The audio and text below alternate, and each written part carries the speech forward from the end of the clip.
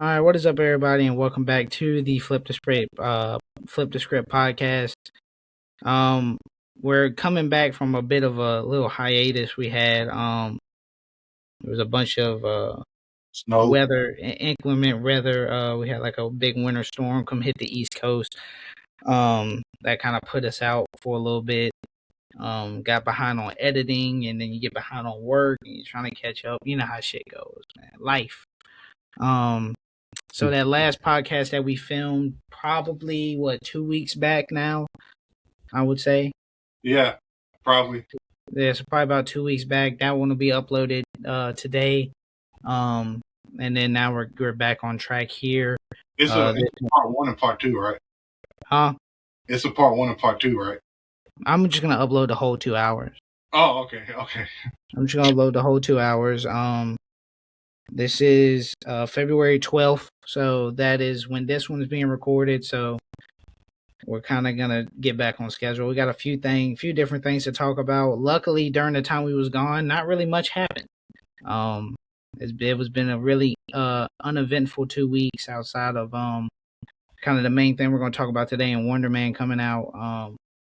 The Super Bowl just passed. Once again, not really much in terms of trailers or anything. I mean, it's probably one of the weakest when it comes to not only the Super Bowl game itself, which was complete and utter garbage, but even with all the trailers and the Super Bowl commercials, it was all just complete and utter trash.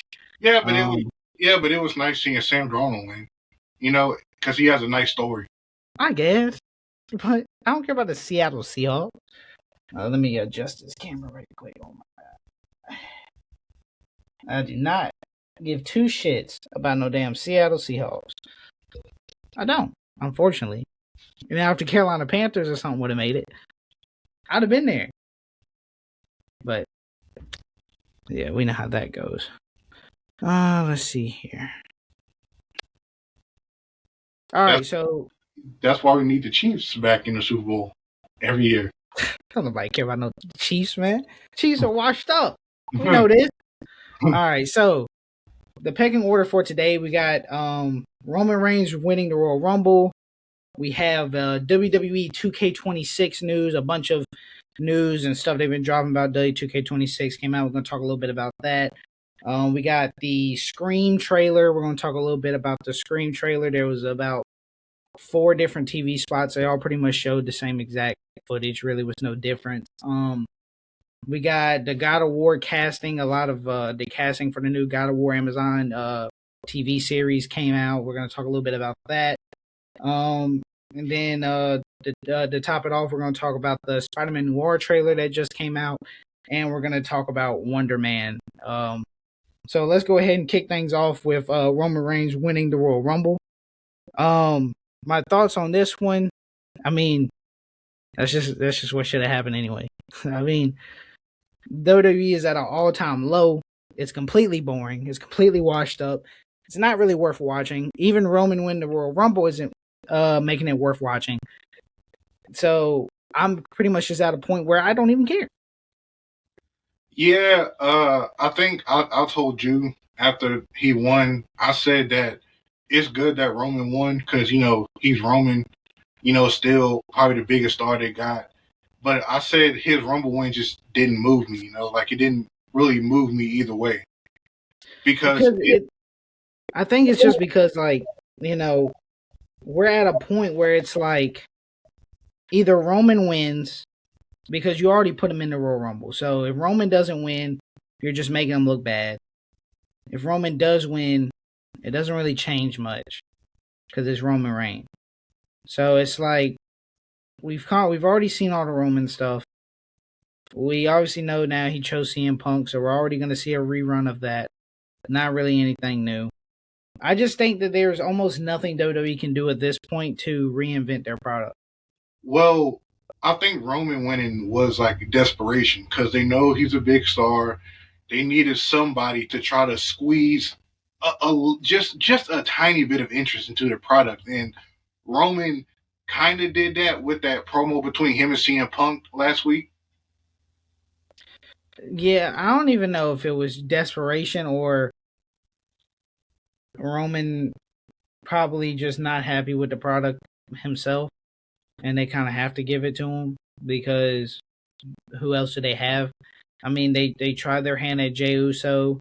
He even went out in front of what was it, Saudi Arabia, when he said he was going to win the Royal Rumble. They all booed, and then I mean, you can't let Cody win it again. Obviously, I mean, you got CM Punk holding the title, Drew holding the title. I was scared that they was gonna let Gunther win.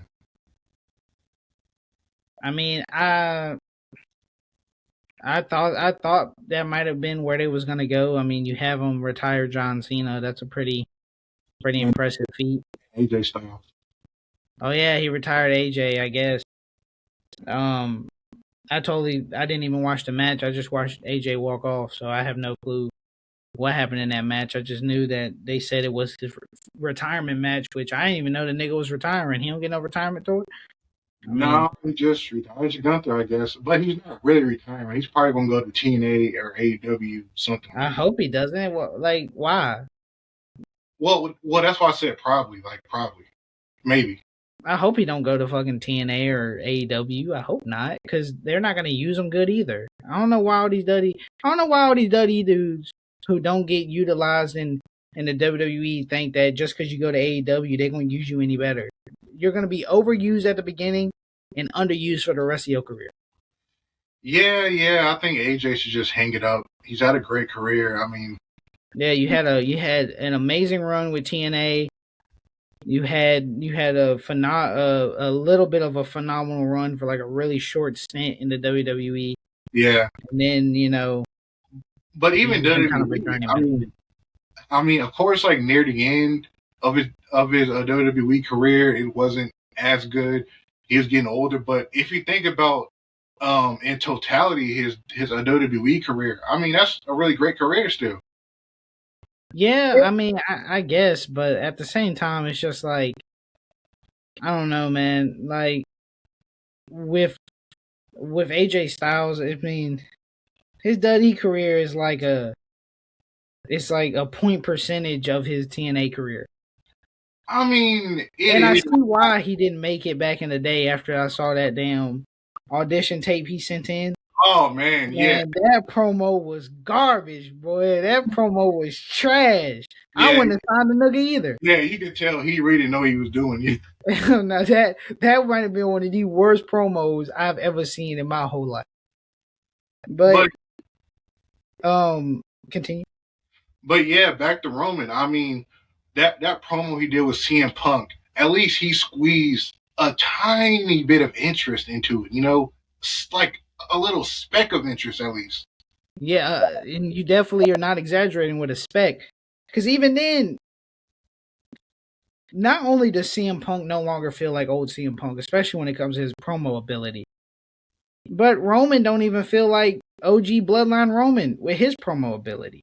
Yeah. It's like both of them are just watered down versions of what we expect to see. Yeah, but the thing is, it was still somewhat believable. Like what he was talking about, how CM Punk ran his mouth on a podcast about him all those years ago and stuff like that. Like that felt kind of believable. Like you can believe that Roman really doesn't like CM Punk for it. That promo would have been great in 2013. But nowadays, every single Duddy wrestler goes on a podcast and cuts this breaking kayfabe promo that's obviously still kayfabe. So at this point, when they mention like it used to be a crazy thing when they mentioned something that was outside of WWE product, but nowadays that's all they do. Almost all their promotion is outside of WWE product. So when he mentions that, like he mentions the Z-Bro thing, and then he mentions the podcast stuff, I'm just like, dog. Right quick for the Z-Bros. I didn't even know what he was talking about when he said that at first.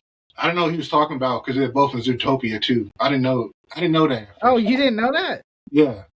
Oh, actually, I just watched Zootopia 2, I think last week.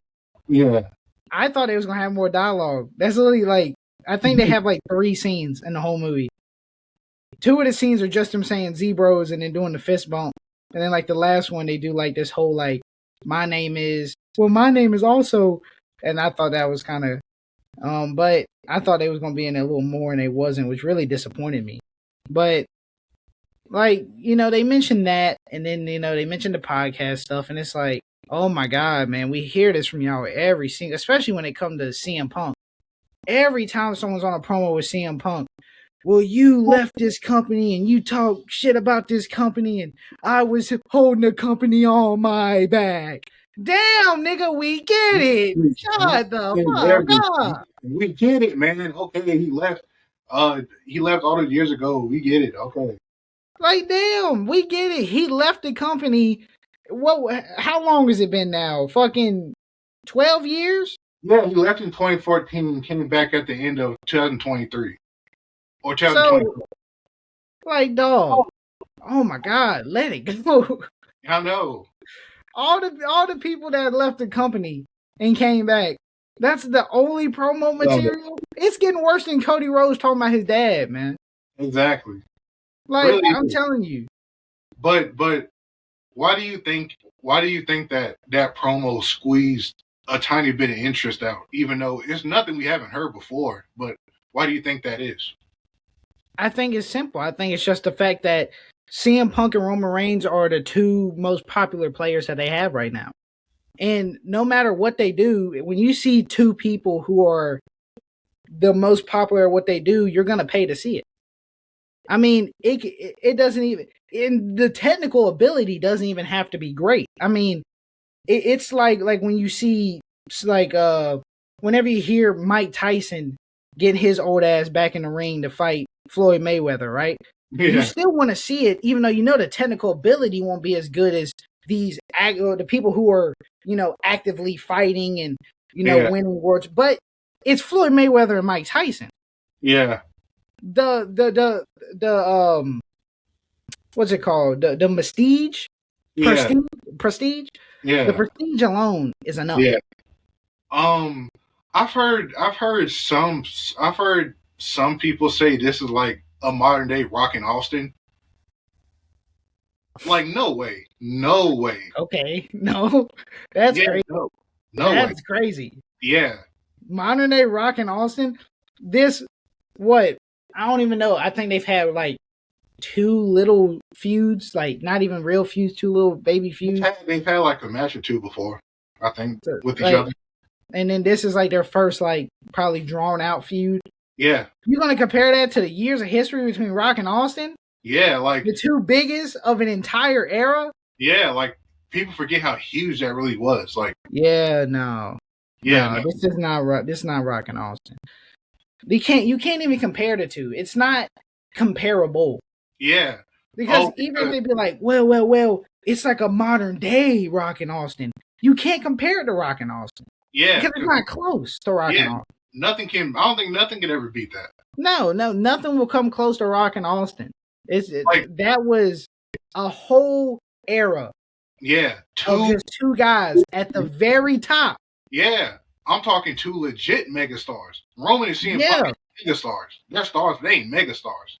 Yeah, like at that time, Stone Cold and Rock, both their names transcended WWE. Yeah. So you have to be on that level. And I don't think neither Punk or Roman is on that level. Oh, no. Oh, and another thing that I wanted to say. Another thing I don't like nowadays about wrestling is like everybody goes on a podcast. Everybody got a story. It's not just about like the wrestling anymore. It's like everybody goes on a podcast. Everybody got a story. Oh, like stories about like the company. Yeah, or what happened in the past, or I think that's just how it is now, though. That's what people want to see. They want. Before, you didn't want to know what happened behind the scene. Now, all they want to know is what happens behind the scene. Yeah, that's just how it is. And I don't think that part will ever change. All right, let's talk W2K26. Oh, man. All right, so I have a couple notes on this one. It's going to be the same game as last year. All right, let's move on. But in all honesty, it's going to be the same game as last year. I'm looking at you look at the only difference. I know the first big difference is not going to be for PS4 and Xbox One. I think those are the two last gen consoles. It won't be for last gen consoles. Does that really mean anything? I mean, not really. Finally they're doing that. And the only thing they really added was they added 100 more creative character slots. I mean, so what? I mean, that's cool and all, but you know, your game is so shitty. Who the fuck wants to create anything? They added back some other stuff like you can hit them with the championship on a scramble, championships, not a championship. Okay, so here's my thing when it comes to stuff like that. If you want me to get excited because you brought back a feature that should be in every wrestling game, period, I'm not gonna be excited. It's like when they showed the thumbtacks and everyone was like, thumbtacks, oh thumbtacks. I'm like, why was thumbtacks not already in the game? Because all it did, for based off all the footage, he holds his little bag. Yeah. The bag is rock solid. It don't even move, so it ain't like it got physics. So you could have put that in last gen. Yep. He pours it on the ground. It has like these little things. Obviously, they're fucking like picture PNGs. And I bet you're gonna slam someone on. It's gonna play some automatic animation for hitting it, and then it's gonna go on about the gameplay. That could have been in every single game ever. Did you see? And that should never have been a feature that. Because here's the thing with 2K, and is it still Lionel Jinx that's doing this? Yeah, I think so. I think he's still there. Okay, so here's the problem I have, especially with the 2K WWE franchise. They act like every little tiny thing they add is gonna be it's such a gigantic feat for them to do. You tell them, hey man, change the color of the trash cans from gray to a slightly darker gray. Man, it's gonna be about 3 years of development. We're gonna try our hardest to get everything. Nigga, it's that hard? You're adding simple shit. And you make it seem like it's such a gigantic. And I know what the real issue is that even though they claim they fixed this with W2K20, then waiting to get, what was it, W2K22? Or 21? 22? That, oh man, I mean, the files were so messy and we had to rebuild the game from scratch. Your files are still fucking messy. So that's the problem with 2K as a whole. If you look at NBA 2K, if you look at WWE 2K, when they make the next game, instead of removing stuff they don't need, they just add on top of the files that are already there, and it ruins the game. It makes it impossible to add. So when SmackDown vs. Raw 2005, when people said that was basically like just a clone of Here Comes the Pain and not as good, and they remade SmackDown vs. Raw 2006 the next year, a whole different type of game, and people loved it. You mean we can't get that type of leap no more? The problem is that I get these games are massive, but they don't. When they made the framework, they don't build the framework from scratch. They try to remove as much coding from the problem game and then add on to it. So they're basically just taking the backbone of something that's broken and then adding new stuff on top of it. It would be like, like the foundation and the walls to your house, the wood paneling is molded. So you just throw new wood on top of the molded wood and plaster and say the house is fixed. It's not fixed. You just covered the shit up. It's still going to be internally screwed because now you're spreading it. And that's what they do. Like, let's say they remove characters from the game. Their code is so fucked up that they basically just disable the character and then add a character on top of his layer. So, like, if you got Edge and Edge leaves the company and CM Punk comes in, they plaster CM Punk's file over Edge's file. But now you're corrupting that file, which is why it makes it so hard for them to edit everything. I watched it was like a 3-hour video breaking down why 2K is one of the worst game developing companies, because that's what they do. They throw stuff on top of their files. And that's why every 2K game you see 150 gigabytes, 138 gigabytes. It's because they're throwing all this on top of stuff that's not even used. He went through the file and saw a ton of stuff that they don't even use that are from old games. There is still code from WWE 2K20. There's still games from 2K8. There's still code from 2K18. Like, if you look at the file, there's still codes for Chris Jericho's. There are still codes for all these people. And you're like, why is it still in the game if you built it from scratch? Here's the problem I got. It's nothing significant. Because if you remember last year, didn't they bring back ambulance match? Right? I don't even did they? Yeah. They brought back a new match type because this year they're bringing back the I Quit match. Right? Who cares, man? But see, the thing is, okay, you bring back the new match types. You bring back stuff that shouldn't have even been gone in the games. But are you going to fix universe? You going to give us create a story, something significant? Are you going to give us that? Well, they basically said they're never bringing back create a story. But why not? Why not? Because they don't know how to. They don't even know how to make it. That's the problem. Their code is so bad. Don't know how to make it. Their code is so. Their code is so corrupted. They don't. They can't even implement it. Hold on. Okay, so I'm gonna go over some of the stuff that's in W2K26. Just so we can take a baseline of some things. One thing that one thing today, they've been showing screenshots of the new Create a Superstar mode. It looks about the same as last year, where you can kind of select body parts like chest, abs, upper arms, lower arms, like basically being able to kind of customize the bodies. How many options there are, I don't know. They didn't show that. It looks like some of the hairs, if not all of the hairs, have the ability to have up to two colors, maybe even more, but the picture they showed only has two colors. There's that. They did say they were gonna upgrade some of the models. They're gonna update some of the models, but I mean they say that shit every year. The showcase stuff. So about the showcase mode. So we know that it's a CM Punk showcase mode. Now a lot of some of these classic CM Punk matches are not in there. The Money in the Bank match with John Cena's not in there. We know his whole feud with Jeff Hardy is not in there. I know they have this what if mode. I heard one of them is him versus Stone Cold. I can't remember what the other what if match was. One of them, I might be wrong. Wasn't one of them like him and AJ Lee versus Miz and Maurice? I'm about to get to that here in a second. So when it came to that, at least from the information I read, this year you don't have to play the showcase. Oh, you don't? Oh, okay. You can choose to skip it by playing a gauntlet match to unlock all the characters. What? Yeah. And I believe part of that gauntlet match is the mixed tag match. It might be the what if, the Miz and Maurice versus AJ Lee and him, but I think that's part of the gauntlet match. I'm not sure. But apparently you can play a gauntlet match and you just play the gauntlet match with CM Punk and unlock all the characters. Don't even have to touch the showcase mode, the actual showcase. They did bring back the slingshot technology, which everyone is pissed about. Yes, they did, but everyone.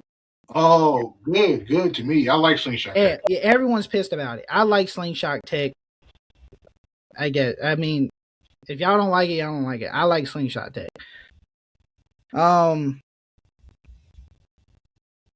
Right now we have 10 historical CM Punk matches and 3 fantasy warfare matches or what if matches. Yeah, it's basically just like what if matches.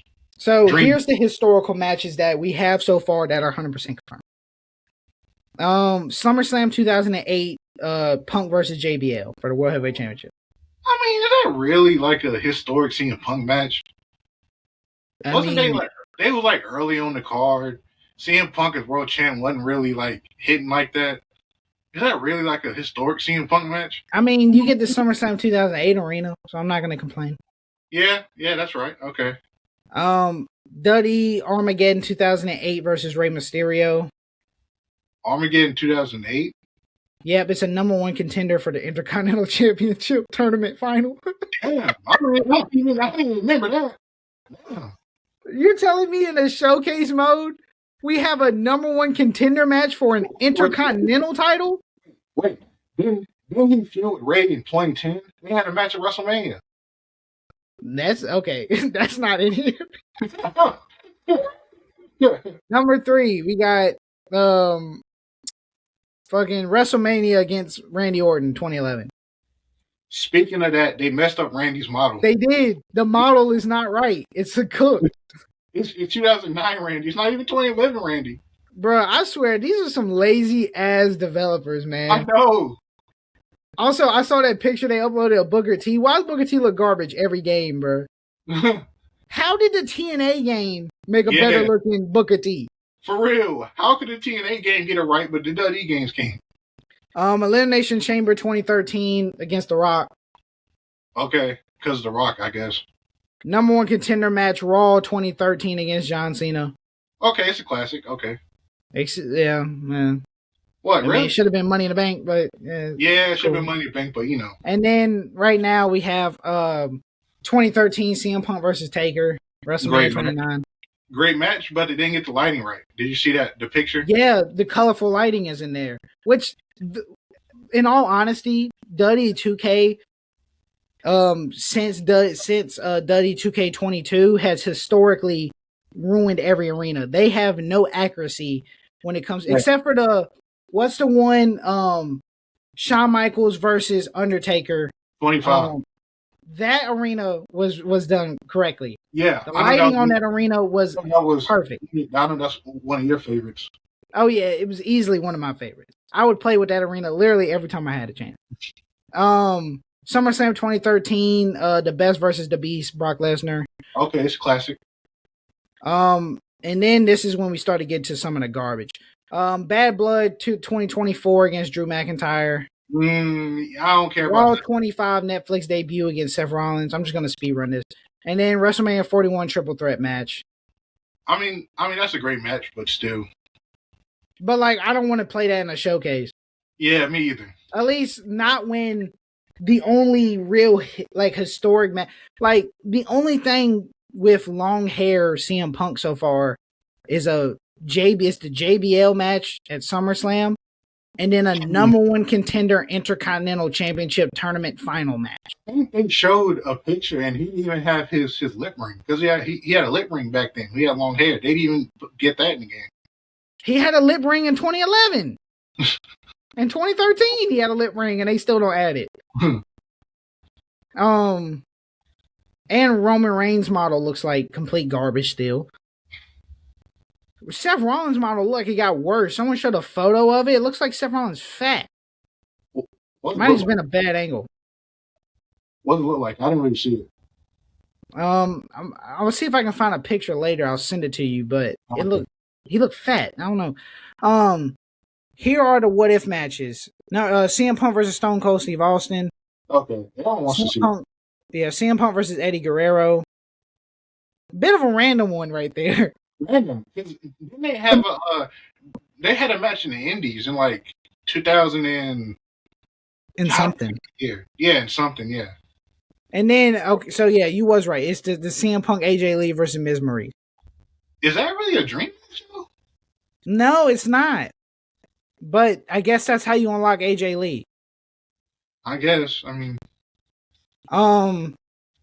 apparently there might be a CM Punk AJ Lee versus Seth Rollins and Becky Lynch from WrestlePalooza. Oh, there is. Apparently they might add a Ring of Honor or TNA CM Punk. I doubt it, because if you won't even add Jeff, then yeah, why can't you add Jeff? He's with TNA. Ain't WWE and TNA, ain't they teaming up? Yeah, Jeff Hardy was just on NXT like not too long ago. Oh, CM Punk does have the lip ring. Oh, he does? Okay. He does have it. Okay. See, look, there's a picture here of like Ring of Honor CM Punk from one of the trailers where it says "Unleash Endless Possibilities." But why would you not have one of his best? Why would you not have one of his best feuds in Jeff Hardy? I don't know. But yeah, it says you can play, so it says play style. How will you play the showcase? You can either do match timeline or gauntlet if you don't feel like doing that. Also, it says here choose your superstar, CM Punk or AJ Lee. I'm not sure what that's all about.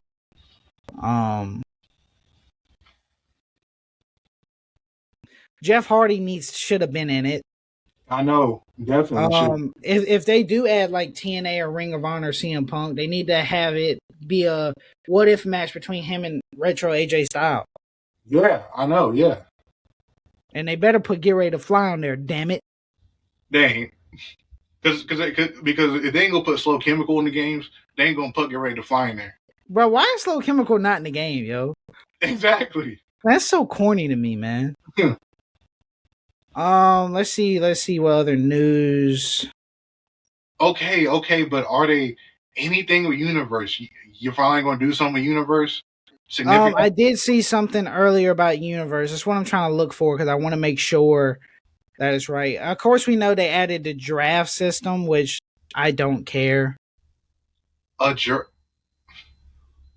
not add? Huh? Why not add like an errors mode, like 2K20, NBA 2K25? We was just talking about this the other day when me and you was playing, and I was playing the NBA eras. If they added that to WWE, honestly, a lot of what 2K does, like their ability to be so in depth when it comes to NBA 2K. Yeah. If they added that to WWE, the game would be 10 times better. Mm-hmm. I cannot find it now. Okay, so I know what one thing they added when it came to universe mode is apparently there's like some new thing where you can watch the universe show, right? And it plays it like it's an actual TV presentation where you can just watch it instead of playing any of the games. Now that sounds very creative story like, right? So that sounds interesting. Yeah, sure. It's interesting, yeah. Where they have it and it's like apparently it's gonna be instead of playing any of the games, you can like press the watch.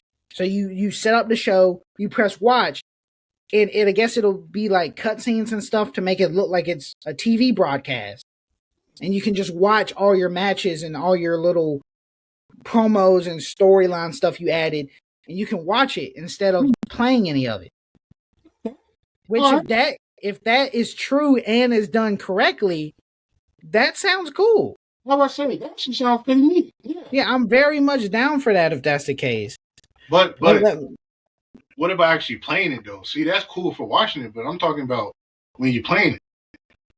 That's kind of the problem, man. I don't know, man. The W2K series just lost a lot of replayability, man. But the thing is, if they can think of something like that, why can't they do anything else? Like what we just talked about, like a My Eras mode.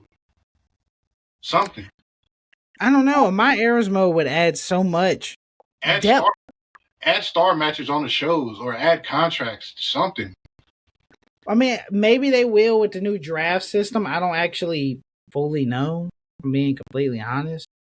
Or just make it add more cutscenes and promos. Make it feel like actual show. You know, like something. Let's see what they added. So it says they added the Duddy draft comes to Duddy 2K sandbox mode where players can create their own Duddy universe and control match outcomes. Other new introductions include a new universe creation wizard, watch show mode, and improved Money in the Bank cash-ins and additional promo types. What is universe creation wizard? Yeah, that's interesting. Yeah, what is that? I don't know what that like. Is that just like a layout? Maybe I'm not actually sure. Because if it makes it easier to actually create universe, then that's a good thing. Yeah, like that'll be amazing. Let me see here.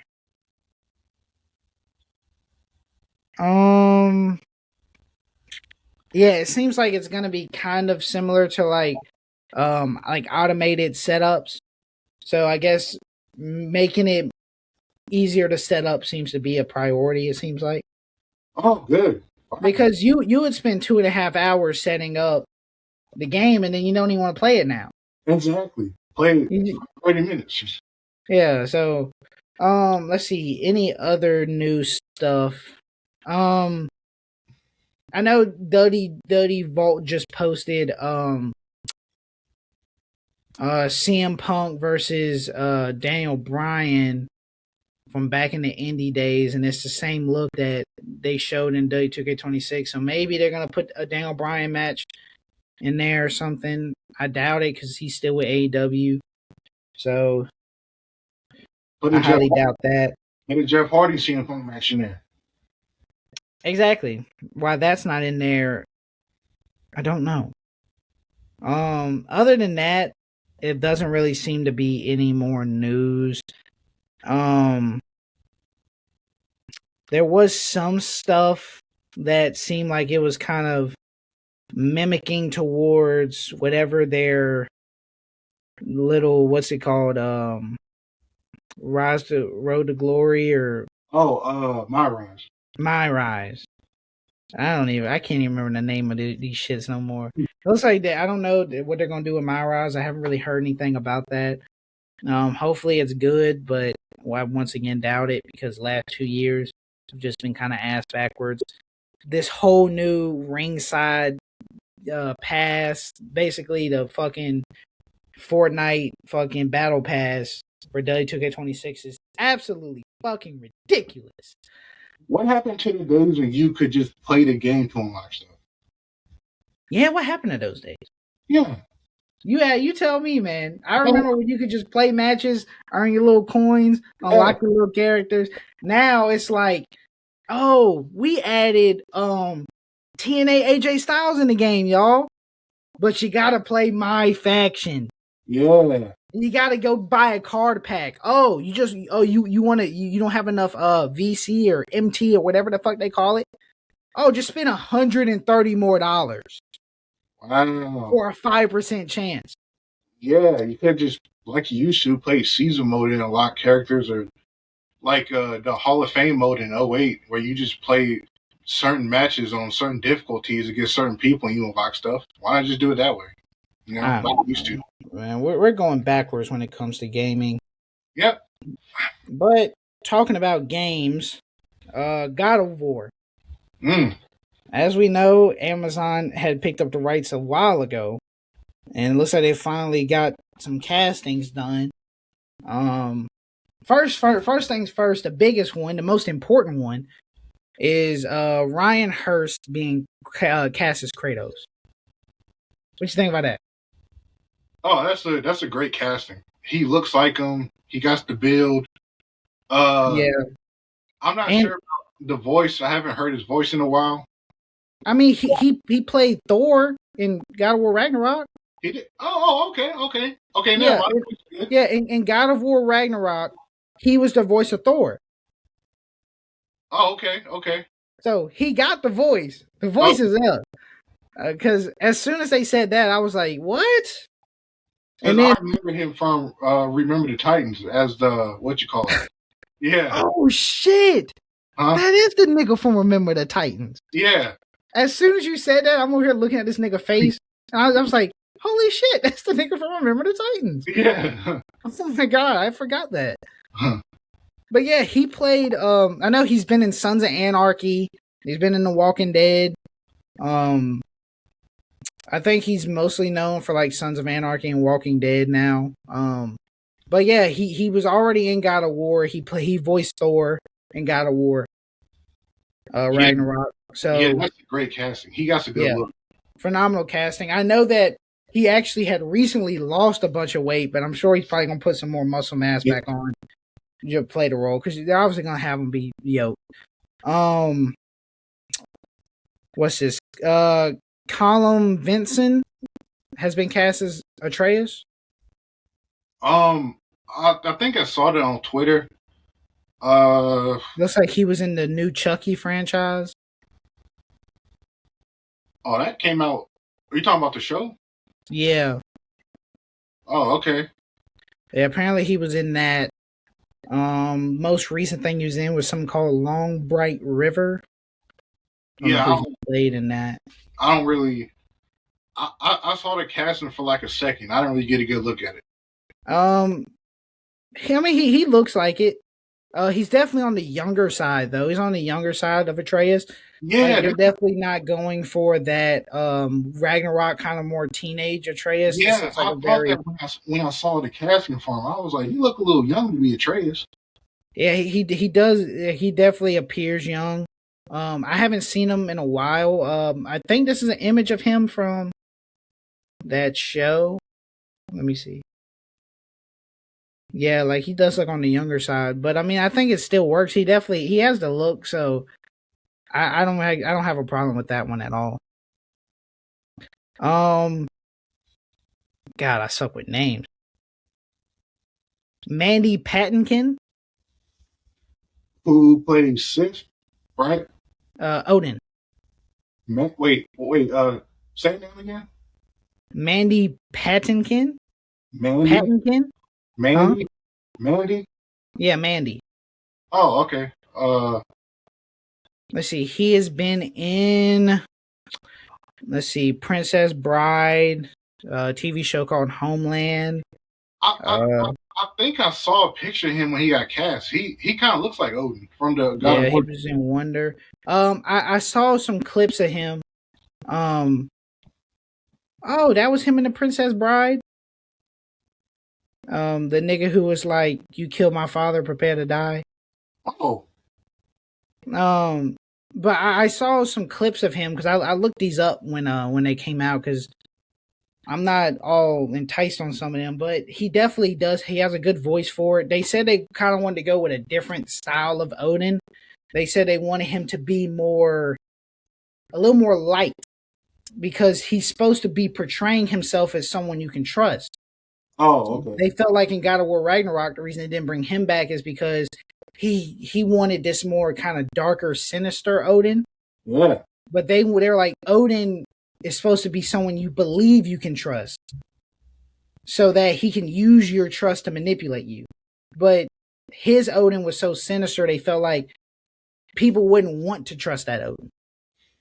So this yeah. guy's a little more trustworthy. That's what I was thinking. I'm like, who would trust this guy? Like the Odin in God of War Ragnarok. I don't know. I sure as hell wouldn't. I know, like the Like, beginning. yo, every time someone talked about it, they talked about how much of a bum he was. I'm about to say, you ever seen how mean he was and stuff? And Um, Fred hated him, and yeah, like everyone hated him. So I wouldn't have trusted him either. like, Let's see. how's he the All Father? Like, Um, you got Max Parker as Heimdall. uh, yeah, like a lot of these castings, like I saw for like a little minute, and just kind of. Oh yeah, he fits. Yeah, he fits the bill. Let me see what he's been in. What's that? It's just a show called Boots. It's called Boots, man. I can't make that up. He's in another show called Blood, Sex, and Loyalty. He's in Vampire Academy, Emmerdale. So he's been in. It looks like he's been in a bunch of TV shows recently. But I mean, he looks the part. This nigga, I am not gonna be able to say his damn name. So let me go ahead and look up how to say it, because when niggas start putting apostrophes above letters, that's when I start giving up. I gotta be honest, bro. That's when I start giving up, man. Oh god. Oh god. Hold on for 1 second. Bear with me, y'all. Yeah, I'm struggling. I'm going through it. I saw clips of this dude as well. He's gonna be the guy who's playing Thor. Yeah, I think he looks the part. Oh god, yeah, I do not know how to pronounce his name. I'm sorry about that. Yeah, but he looks the part though, from what I saw. Oh yeah, he sounds the part. He has like this really kind of like deepish voice. Um, I saw clips of him. He looks the part. He's huge. Man got massive size. So I think he's gonna be perfect for that role. Um, what's that? Teresa Palmer? Is that what it is? Seth. Yeah. She don't look like the Sif from the game though. I don't think they're going exactly for the game's look though. If they was gonna do that, they'd hire the people that they had do the mocap. She was in Lights Out, Hacksaw Ridge, Warm Bodies, The Choice, Yeah, Fall Guy. she looks like a good choice. It's just that I don't know how close they're gonna like be, like how they look from the game. I mean, I think they're gonna look similar, but I'm hoping that it's not gonna be a 1-for-1. Because if it is, what's the point? Yeah, you got a good point. That's a good point. God, yo, dude, these names are cooking me, man. What's with y'all niggas' names? What's that? Alistair Duncan as Mimir. Let's see what he's been in. I don't think I've heard that one yet. Yeah, this one seems to be a more recent one. Just the right dude? Yeah, this the right dude. It looks like he doesn't do too much acting. He's been in a bunch of the Batman animated stuff.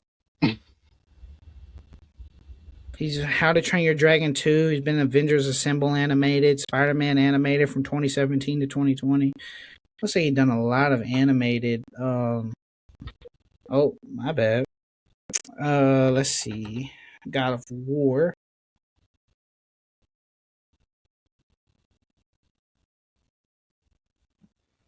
I think it's the same dude. Yeah, so it's the same dude that voiced act them and did the mocap in the games for Mimir. Oh, okay.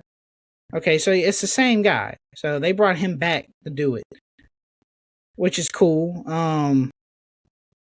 Danny Woodburn has been cast as Borak, the blue little fucking dwarf that made all the weaponry. Oh, yeah, the dwarf, yeah.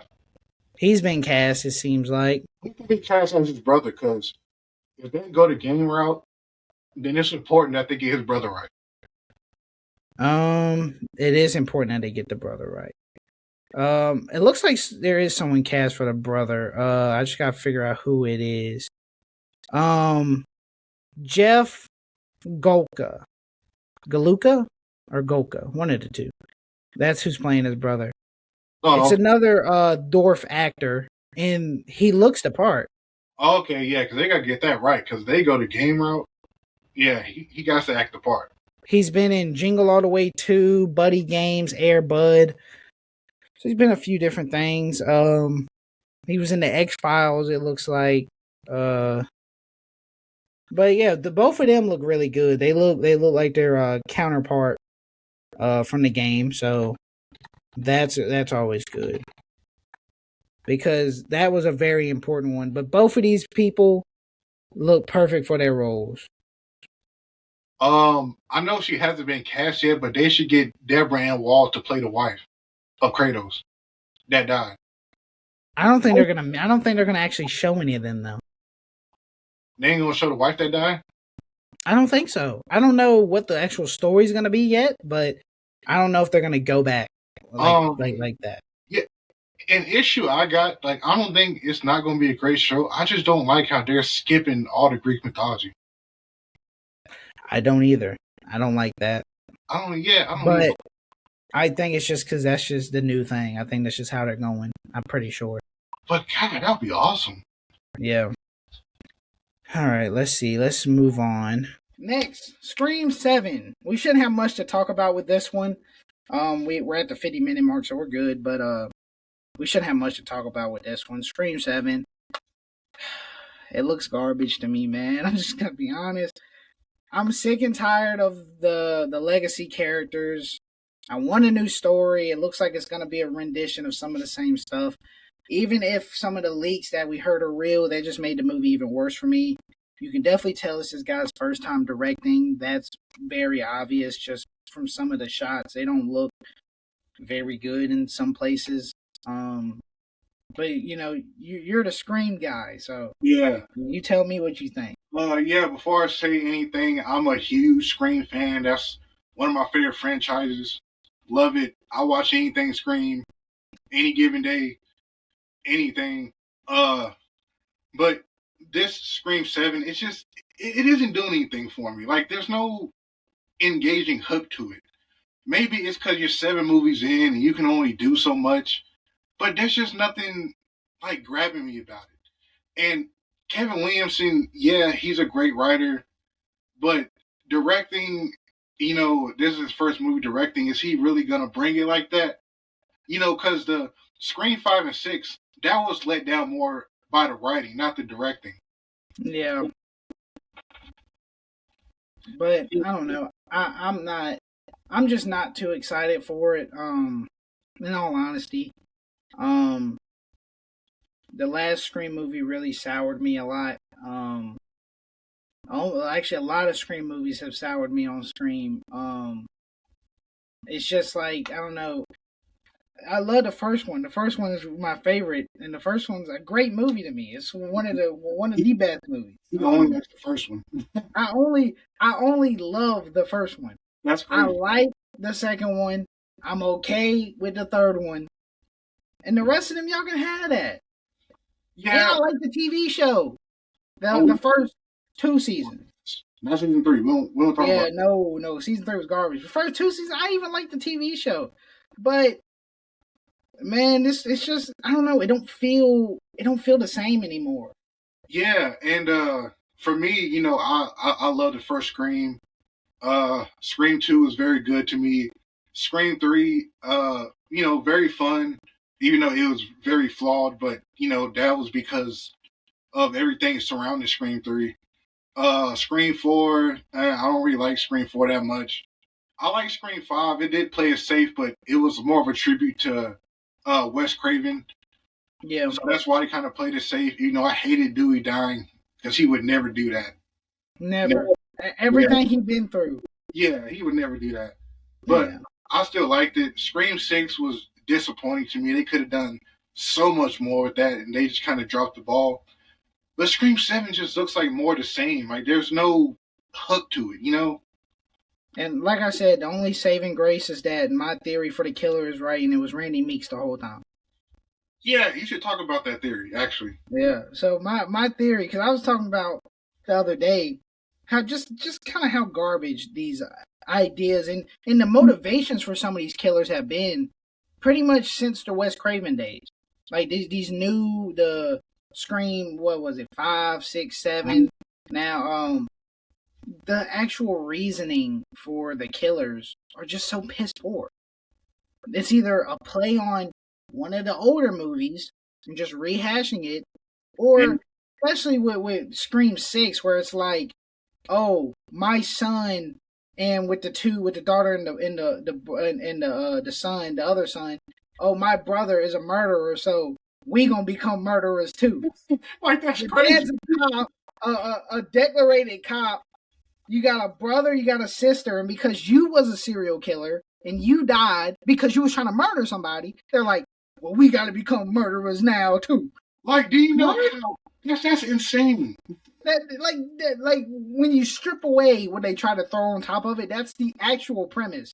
Yeah, is that they became Ghostface killers because their son was so obsessed with being the Ghostface killer. Like, compare that to Scream 4. Scream 4 got my favorite killer. Jill is my favorite killer in the franchise because her motive makes the most sense because she saw Sydney get famous and stuff off the book she made, and basically she's like, okay, like, why do I got to go to college and work while you just get to be famous and live kind of like this lifestyle? And it was a commentary on like fame and how you don't need to have an education or anything to be famous or have any talent.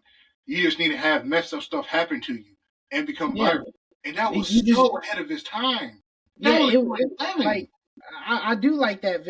I do like the villain because you're right. It basically said, like, you don't even have to have a talent. You don't have to even work for it, really. You just need something viral to happen to you, and you're a sensation. Dude, that was way ahead of its time. Way ahead of its time. Because we're seeing that more now than ever in history. Yeah, because it's like, Sydney, you don't got to work or anything. You set for life now because something happened to you. Now it was bad, but you set for life, and you jail, and you looking like, man, like I got to work and go to college just to get by while you get it this way. Like that makes sense. And then her idea was, if I can make this happen for myself, then I'm set. Yeah. I just have to set it up in my favor. Yeah. And I'm set. So that made sense. Now they don't make any sense. Exactly. So here's where my theory came into play. Because when you look at, now there are holes in my theory, obviously, because I made this up on a whim. Because I thought of this in about 5 seconds. But right now, from what it looks like, somebody is, I'm guessing, once again obsessed with Sydney, and they're like pretending to be other people that are from her past to kill her and her family. What the fuck ever. My theory now. Starting all the way at Scream 1, the very first Scream, Randy Meeks always understood the rules of horror movies. 100%. And he even said once in there, you can't trust anybody, not even himself. And in that group, you know that he had feelings for Sydney. Sydney never really wanted him. Yep. At all. Even after her boyfriend was shown to be a killer after the first one. Because she went and got with another nigga. Yep. And then they always did kind of treat him like shit. He was kind of an outsider. They always kind of left him alone. They always pushed him out the group in some way where he was always by himself. So he was always kind of an outsider. So him getting killed like that doesn't make sense, considering he's someone who is so understanding of the rules. And before you go on, he got killed in broad daylight. In broad daylight. In a way that he would have never got killed. Yeah. On the phone, cussing, screaming, backing up into an empty truck. I mean, an empty news van. Yeah. Does that sound like Randy? No, not really. He's more self-aware than that. Until you think about it like this. This whole scheme. Roman was never really the mastermind. Randy been the mastermind the whole time. And he still is. And the only people who know he's still alive are his kids. You hear me? Or his not kids. They're his grandkids. They're his grandkids, right? Are they grandkids? I thought they were nieces. Yeah, nieces, right? Grandkids? Yeah. Nieces and nephews.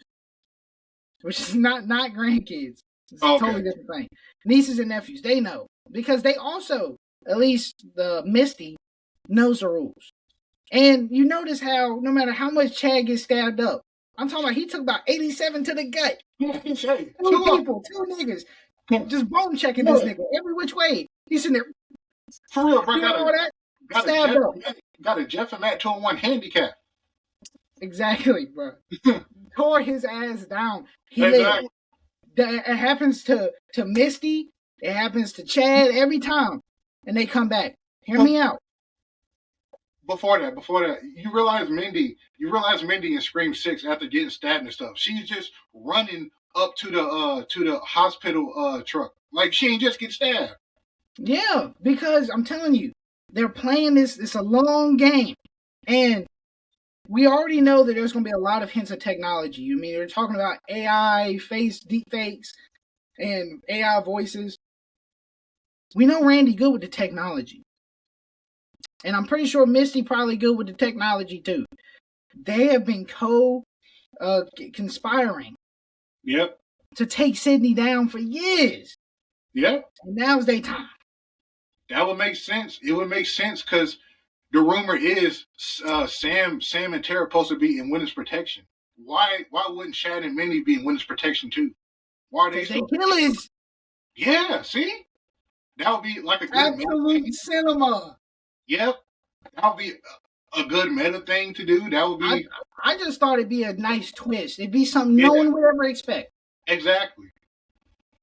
And then my second twist I had would be crazy, but it'd probably ruin the whole flow of the movie. I said I would have all the trailers with all these scenes of Sydney in there, but I really would have her just filming for the trailer, and as the opening kill, Sydney gets killed off opening scene. Crazy, crazy. Niggas in the theater be like, "Whoa, what? Yo, that'd be crazy as shit." You think Sydney is the final girl again?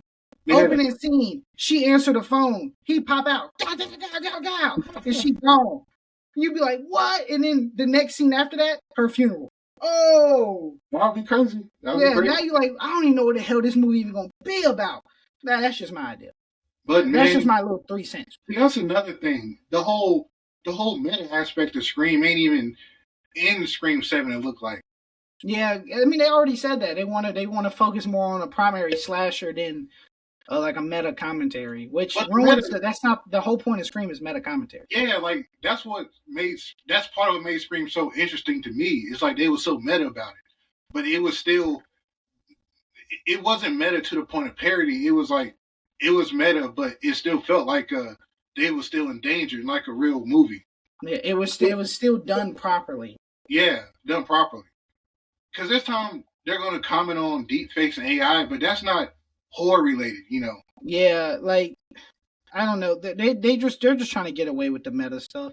I hopefully I know there's going to be more, but until they change the whole story up, change the whole cast and crew, it's not going to be the same. Like that one TV spot where the boyfriend was in bed with Sydney's daughter and they was kissing and stuff, and he fell on the ground, and Sydney was like, "Oh, how you doing back there?" I'm like, that's it. Like that's such an obvious setup. No meta-ness about it. No nothing. Yeah, like it's supposed to be like the writers are like, get it because that's how she used to be, meta, right? Yes. And then we're sitting here like, y'all niggas corny, man. Yeah. And to bring up season 1 and 2 of the TV show, they did it so good. Amazing. So good. If you've never seen the Scream TV show, I'm sure you can go online and watch it. I don't even think it's on Netflix anymore. Yeah, I think they took it off Netflix, I think. Let me see if you can even watch it on something that's legal. I don't even know. Go to Amazon and buy the DVD of season 1 and 2. Damn, you gotta buy that shit on YouTube now? Damn. They only got season 3? It ain't even on streaming no more? No, they got season 3, episode 6 is the only thing you can buy. Oh. That is corny. Yo. Y'all okay. Look, I'm not gonna condone any illegal activity. But there are sites. There are Reddit posts. I'm not going to say what the Reddit post is. I'm not going to tell you to go to r/Scream and type in where can I watch the Scream TV show and look at this post from 8 months ago with 30 plus comments where it tells you where you can legally stream for the first 2 seasons of the show because it's that damn good. I'm not going to tell you to do that. If I did tell you to do that, that's what I would do, but I'm not telling you to do that. Or go to Amazon, buy the DVD. You can't buy it on Amazon. What? Remember, you got the DVD for Christmas. I don't think you can buy them anymore. Oh, dog. Hold up. Don't tell me they're trying to hide the show now. Trying to get rid of it. Yeah, bro, it's not even on here no more. Oh, man. They got the complete first season, but it's not even from Amazon. It's from like a local seller. It's $51. Damn. And it's not even a Blu-ray. It's a DVD. Yeah, no. Yeah. I'm not going to tell you to go on r/Reddit and go to that post, but yeah, if you really wanted to watch it, I'm going to turn a blind eye. Yeah, I'm just saying, if you like the movies, if you like the movies and you somehow find a way to look at a TV show, watch it because it's really, really good. It's so good. If you've never seen it, the first 2 seasons, you're going to watch that first season, and at first, it's going to be a little weird because you're so used to the regular-looking Ghostface. You're so used to Woodsboro. You're sitting just give it a shot. Because I'm telling you, after that first episode, you're going to be hooked. Yeah. It's so good. It's such a good story. It's a little more paranormal than regular, than the regular Ghostface we're used to, but it's so good. And it's a little scary, too. It is a little scary, man. It's low key. There's some of them scenes you be like, oh, shit. Yeah, I know. Some of the scenes kind of got me, yeah. All right. Not season 3. No, yeah. Just skip season 3. Don't even waste your time. Because once you watch season 3, if you watch season 3 first, you're going to come back to this video and be like, y'all niggas lied. That shit garbage. We didn't tell you to watch season 3. 1 and 2. Yeah. All right. We're going to move on to this next one. Okay, so next, Spider-Man Noir. Trailer came out. Today, What we thinking about it? um, I think it looks pretty good. It looks better, way better in black and white than color. Yeah, I I like. don't know why. Apparently you'll be able to choose if you want to watch it in black and white or watch it in what they call true color. They have two trailers. They have one trailer for true color, the other trailer's in black and white. It looks almost horrific in color. It just doesn't. It don't even work in color. It needs to be played in black and white. There are just certain things that look better in black and white. And a little off topic, but when it comes to things I think that are like era based like that, it just looks so good in black and white. Oh yeah, oh yeah, Cinematography yeah, looks better in black and white. yeah. Like just recently, I played Mafia Definitive Edition. When you go into settings, you can come on noir mode, play it in black and white. It is a 10 times better game. Like Werewolf by Night was in black and white. And I think it looked better in black and white than it did in I color. wouldn't want to watch it in color. Certain things, the way that shadows hit, certain lighting looks better in black and white. When they cut on the color, the shadows look weird. The colors don't look right. It just looked weird. It looks so much better in black and white. You can definitely tell the budget's a little lower than like mainstream Spider-Man stuff. Like it's lower than obviously what Sony and MCU is putting out with. Well, that's odd because I heard that they was having some disputes over the budget though of that show. Like raising it or lowering the budget? I think raising it because they wanted to be kind of like a little more epic or something like that. I heard. I definitely believe it because like when you look at some of those swinging shots, you can definitely tell it looks a little plasticky. Yeah, like it doesn't look quite right. It's a little rubbery. It looks pretty cool though. But it still looks good, and it looks like most of it's practical and live action. Yeah, it looks like they don't do since the suit is obviously practical because it's just clothes with like a wool mask, and it looks like it does a lot of hand to hand versus a lot of web shooting fights. So they I like that. save on budget. Huh? I actually like that hand to hand. You know, I think Spider-Man should do more hand to hand combat. Oh yeah, because the MCU Spider-Man is always just gadgets, shoot web. Yeah. Like, man, I want to see you, man. Put the hands up, bro. Spider-Man can fight. Yeah, man, put the dukes up, bro. Yeah. I'm telling you, if they just take inspiration from Spider-Man PS4, man, I'm telling you, have him hit a nigga with a 2-piece, web the nigga's shoulders, slide under the legs, hit the back, do that spinning kick, bro. That's crazy. Like, but I do like they did more hand-to-hand combat. It looks like it's gonna be like a good show. I think it's gonna be on the same level of quality as the Fallout show, which is I enjoy the Fallout show. It looks like it's gonna be a pretty high quality when it comes to the story and stuff. I don't know how long it's supposed to be. Do you know how many episodes it's supposed to be? I don't remember. Let's see. Let's see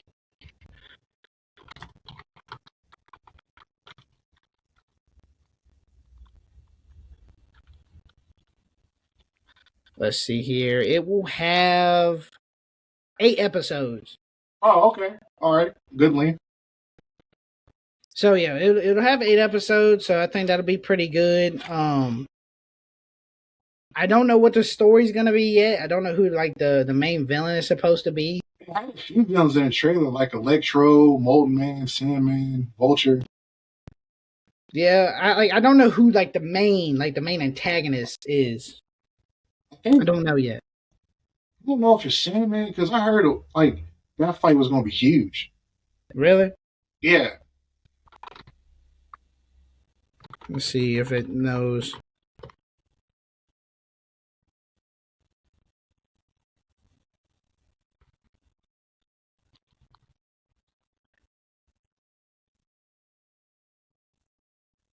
Nah, I don't. It's not really saying who the main villain will be.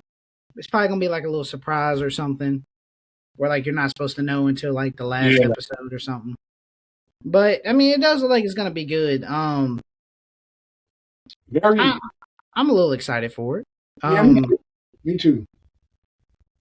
And it don't look like like a Sony, like their movies, like their Sony. It actually looks like it's quality, not like a Sony Universe movie. You I know? agree with that. It doesn't look like that Sony slop that they've been doing at the time. Yeah. It definitely looks far better. The cinematography is far better. Yeah. I know people love to say, man, what you mean the cinematography in Tom Holland's Spider-Man is great too, and then they'll show like 3 shots. Those are the only 3 great shots you got, nigga. Yeah, for real. Yeah, If the cinematography. cinematography was great, you should be able to pull a steal from any point in the movie. You should be able to go to the movie, click at a random time, and it should be a great looking shot. The cinematography in those movies ain't the strong suit. Yeah, like there are select scenes. Yeah, like everyone shows that one from No Way Home where he's in front of the giant like board when it's raining, and Jonah's talking to him. Okay, now that's a great shot. It is a great shot. Yeah, but even Sony knew that was the only great shot because they made it a fucking poster for the movie because they know that's all they have. So like. Yeah, there are great shots, but overall, even that swinging scene of Spider-Man Noir that looks better than the Tom Holland swing. It looked better than the end swing in No Way Home. Yeah, by a long shot. It looked better than when Toby and Andrew was swinging beside him. That's a shame, man. Like, how you mess up Toby and Andrew swing like that? It's a damn shame, ain't it? Yeah, I know. All right, but it looks good. Really like the cinematography. It looks like an actual quality, not like Sony movie quality, like Sony Spider-Man movie quality, actual quality. Yeah, it looks like an actual quality film. Before we leave, series. And not before we leave, but another thing is I'm glad they're not just doing the whole, oh, he gets his suit at the very end or the last episode type thing. Yeah, that would have been corny. That would have ruined it. You said that you had some things about Nick Cage being this. I don't know. I have a really weird thing with Nick Cage. It's just like it's hard for me to take Nicolas Cage serious. It's really hard for me to take him serious. Like even when I see him, like I saw like the serious moments in the trailer, and I'm like, it's kind of goofy, man. But I know obviously Spider-Man Noir, at least because I think they're basing it off his character from Spider-Verse, who is a lot more goofy than I think the comic counterpart is. Yeah. Because I don't know much about the Spider-Man Noir comic counterpart, but I think I remember people saying he was much darker. Some people say that might be the same version from Spider-Verse. Yeah, that's what I mean. It said it in the trailer. It was like from like the character of Spider-Verse or from the creators of Spider-Verse, something like that. Yeah, something with Spider-Verse. But I don't know. It's just hard for me to take him serious in a bunch of moments because it's like he makes serious moments unserious. I think that's just Nick Cage, though. I think that's just it is. Know him, you know. Like it's not like a knock on Nick Cage. I still like Nicolas Cage, and I like Nicolas Cage's movies. It's just when he does serious stuff, I can't take it serious, and that's not for everyone. Like Adam Sandler, I can take him serious in his serious roles. Mm-hmm. Uncut Gems, oh yeah, completely take him serious. Even Jim Carrey when he does, because I saw a clip of some movie he did. I don't know what it was, but he played like this really serious character. I took it serious. I was like, oh shit, okay. But Will Ferrell, I took him serious.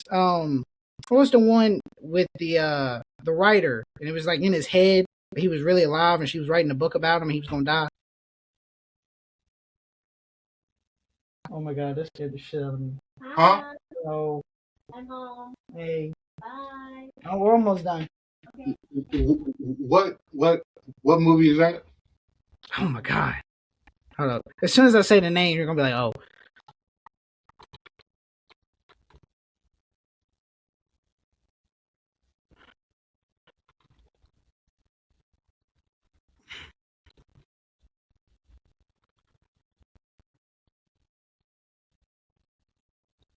Stranger Than Fiction. Oh, okay. That was a serious role for him. That wasn't a comedic role at all. The thing is, like when he played Ghost Rider and what he's doing with a Spider-Man Noir, I think they're kind of self-aware that he's kind of acting like Nick Cage sometimes, so he's not gonna be like too serious. Yeah, that's why I can accept it because I know that I'm pretty sure this is just supposed to be the Spider-Verse version of Spider-Man Noir, so I'm gonna accept it as it is. It's just when he does do serious moments that are supposed to be serious, which I'm hoping that this show doesn't have much of, I just can't do it. I can't take him serious.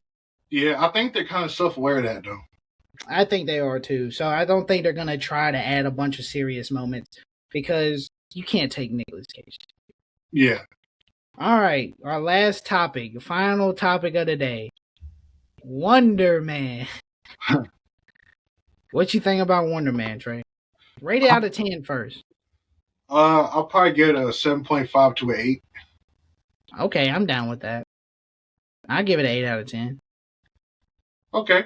Because, yeah, I'd give it an 8 out of 10. If it had a little more action, I'd give it 8.5. No, I don't see, but that's probably why I liked it so much because it wasn't focused on action. It was like a character study. Well, hold on now. I ain't never said focus on action. I said a little more. Because there's really none, almost, at all. I mean, but did it need it? I wanted to just see something. Like, I wanted to see the full scope of his power. Because I'm like a lot of other people. I never read any Wonder Man comics. I don't know nothing about Wonder Man. I just want to know who I'm getting introduced to. The only thing I knew from the comics was his name was Simon and he was an actor in the comics. I didn't even know he was an actor in the comics.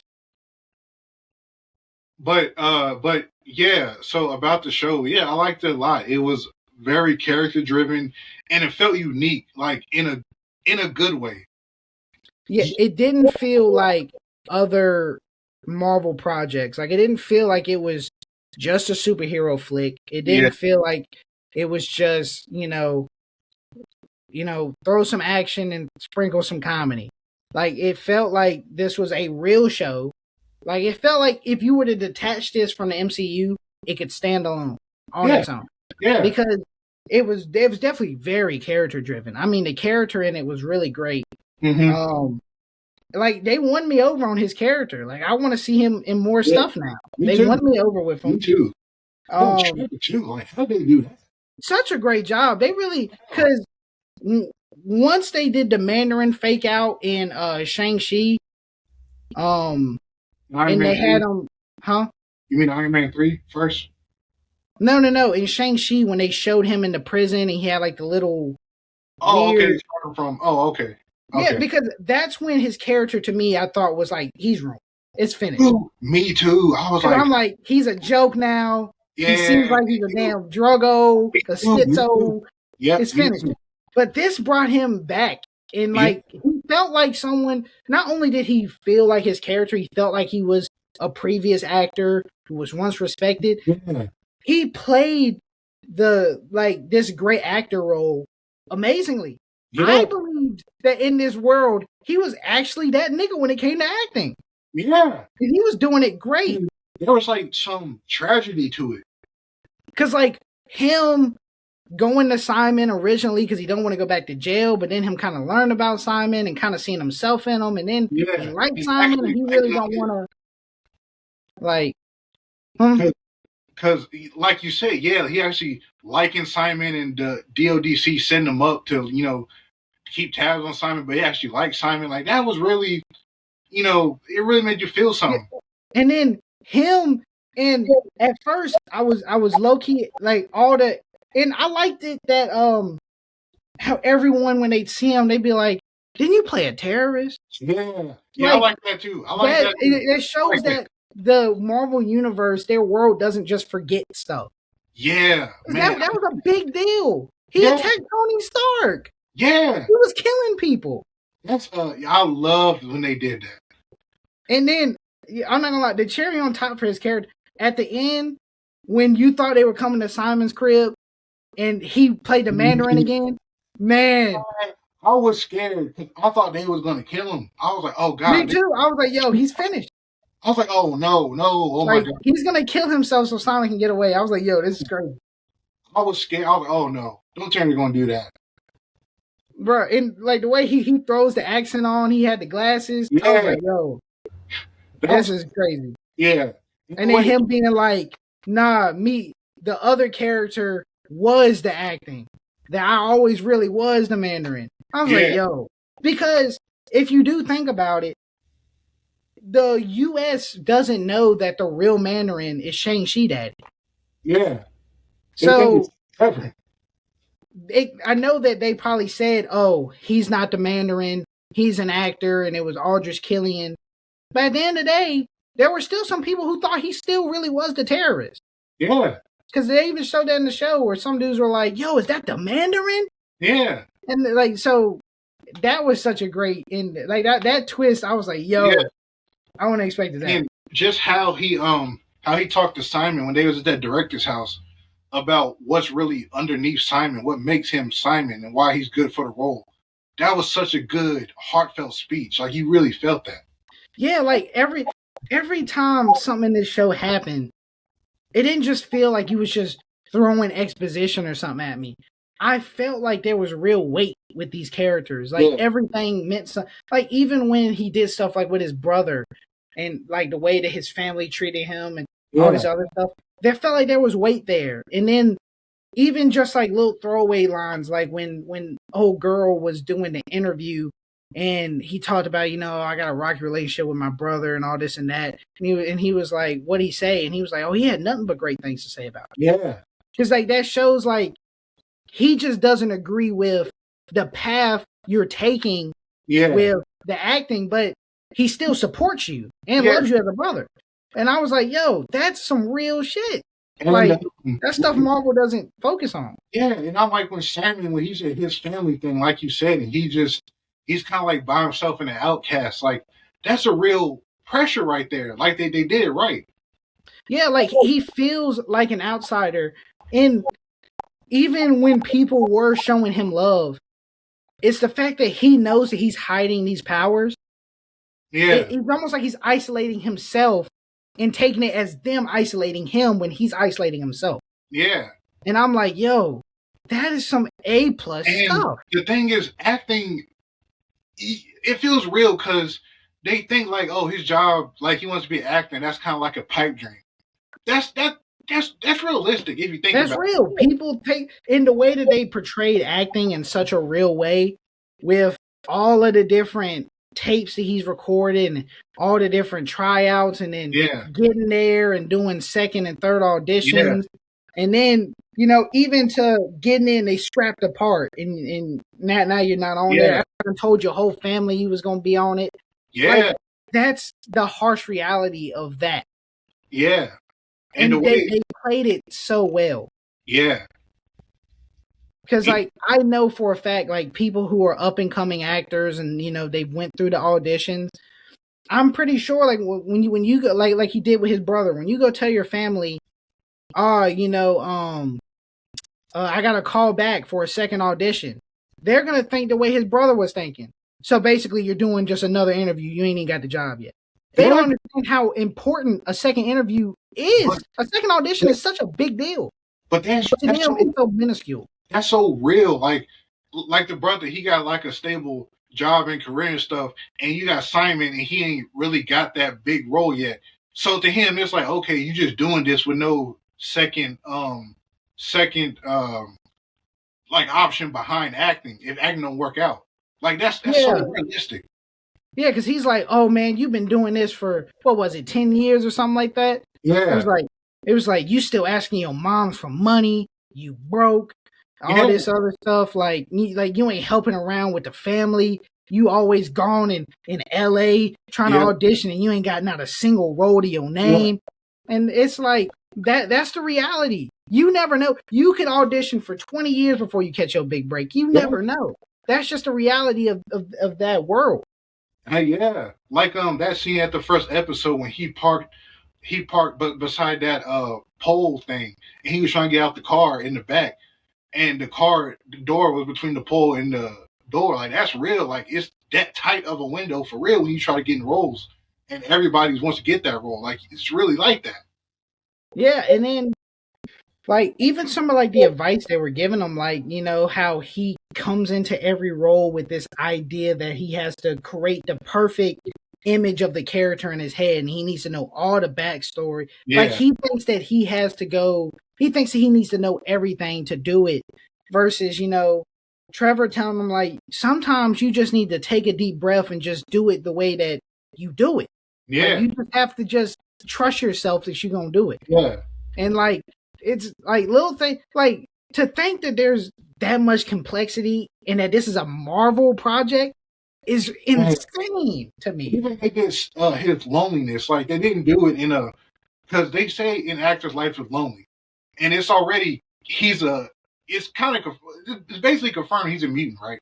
So he's been lonely because of his powers, who he's always been, and because the actor's life is lonely. So there's 2 layers of loneliness going on at the same time. Yeah, and then like at the beginning, his girl leaves him because he chooses acting or work pretty much over her. Right? Yeah. He chose that he needs to focus on his craft over their relationship. Yeah. And he was like, oh, and the real reason she's not just leaving because of that, because he mentions that before she leaves, like, you just need to get another job. Like, you just need to do another audition, do another job again. Her career isn't going the way she wants it either, and that's causing adversity between both of them because they're both stuck in a loop of trying and getting nowhere. Yeah. So they're both choosing their career over each other in different ways. Yeah. And even after, when she leaves, she ends up staying and getting another job, another role, like he suggested. And sometimes it just took that separation for that to happen with them, and that's real. Yeah, and the good thing is, it's not it's just I hate him, I hate her. It's like she said that she understands why he acted the way he did and how he's always felt different, and why him being an actor, he had to kind of be that way, but it didn't work out. Like, they don't hate each other. It's just like, I see why we couldn't work it out. Yeah, and like she said, she knew from the jump. She knew a long time ago that he had these powers. Yeah. She never brought it up to him because she felt like that was just not her place. Yeah. Like, there's no reason to add that stress on top of him for no reason. Yeah. Obviously, and she said, like, she wished that he would have got to a point where he'd have been willing to tell her, and he never did. Yeah. But she didn't try to push it from him because she knew that it would have to be on his own accord. Yeah. And I just think every time I'm mentioning this stuff, I'm just thinking, like, this is a damn Marvel project. Yeah, and with it's so much depth and complexity and real life symbolism in this. And it's so refreshing because the way they do it, too, like they did it well. They executed well. It's done so well. Like, just like that doorman scene. Bro, okay, the doorman episode was absolutely amazing. Yeah. I thought it was just going to be, here comes the filler episode. No. That episode, it showed so much trueness to it. He started off as a guy. He had no ambition of fame, no ambition of all the money. He just loved what he does. He loved the people. And now he gets the powers, and now he's put himself in the opportunity to be this famous individual. Once he gets there, it becomes addictive. Now that's all he does. Yeah. Money, fame, more movies, going to clubs. And then, and I like how even through all of this, like, you can see that he's kind of changing and becoming that person he never thought he would be. And even still, when the new doorman was there at the club, he said the same thing that his actor friend told to him. Hey, when you're done with the night, come have a drink with us. That's the same thing that person did for him. Yeah. So he still has it in his heart. But like she said with the doorman episode, she told him at the beginning before he got the powers, it's rare to see someone that's happy here. Yeah. Like, because LA is the place where most of the people that are in LA want to be something, an actor, filmmaker. Yeah. A lot of them are going for different opportunities. And it's rare to see someone who's just happy with what they're doing. He was just like the average guy that was just happy to be there, And then once he got all the fame and stuff, and it started slipping, and he started reading comments, and he started looking at all the negativity, his happiness went away, which ultimately started messing with his powers. And then old buddy gets disappears, gets killed. I don't know what happened to him.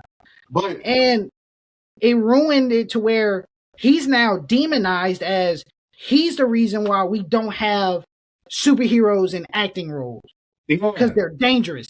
And I think that's also going to help set up the X-Men with it. See, this is why super powered people are dangerous. Yeah. Because they're not controllable. Yeah.